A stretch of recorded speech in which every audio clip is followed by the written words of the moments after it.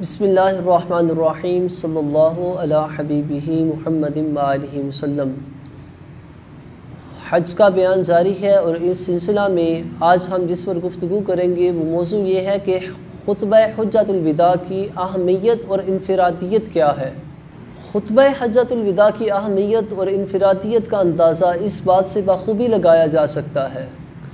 کہ حضور پاک حضرت محمد صلی اللہ تعالیٰ علیہ وسلم کی 23 سالہ کوششوں کے بعد اسلامی معاشرہ کے قیام اور بین الاقوامی سطح پر انقلاب کی بنیادیں استوار کرنے کے بعد 10 سنہ ہجری کو حج کے موقع پر جو خطبہ حجۃ الوداع ارشاد فرمایا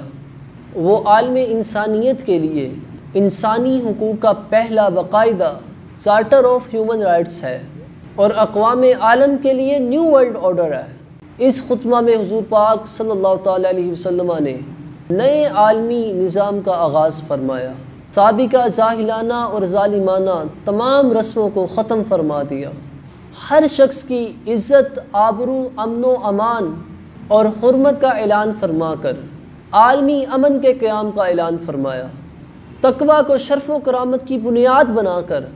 عالمی طور پر آپ نے مساوات کا اعلان فرمایا، سود کی ممانعت کا اعلان فرما کر آپ نے معاشی استحصال کا خاتمہ فرمایا،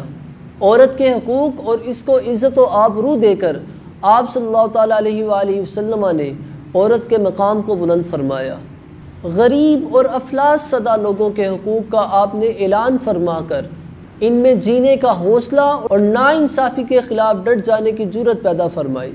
اس مختصر سے جائزے سے ہمیں خطبہ حجۃ الوداع کی انفرادیت اور اہمیت کا اندازہ ہو چکا ہوگا، اور اس خطبے کا ایک ایک لفظ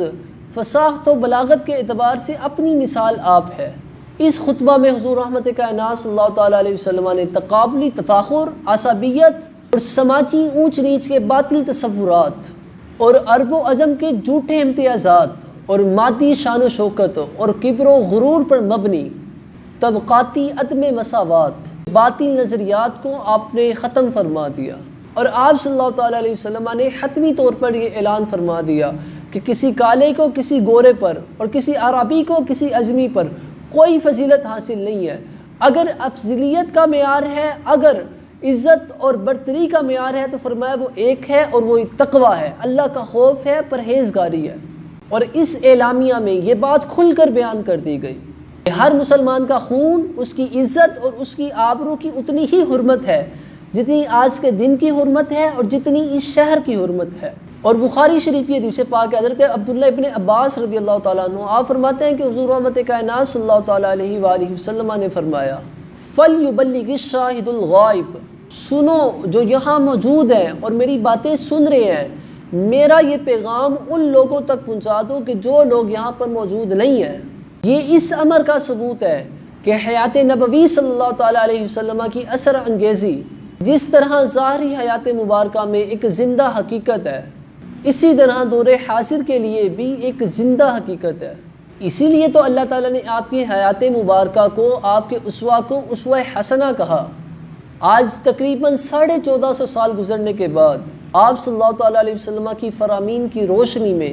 عدل و مساوات کے ایسے ضوابط اور قوانین تشکیل پاتے ہیں جو انسانی حقوق کے تحفظ کی مکمل طور پر ضمانت فراہم کرتے ہیں، اور جن کی بنیاد پر باہمی جنگ و جدل، نفرت اور استحصال سے پاک، اعتدال، میانہ روی، عدل و انصاف اور تکریم انسانیت پر مبنی انسانی معاشرہ وجود میں لایا جا سکتا ہے۔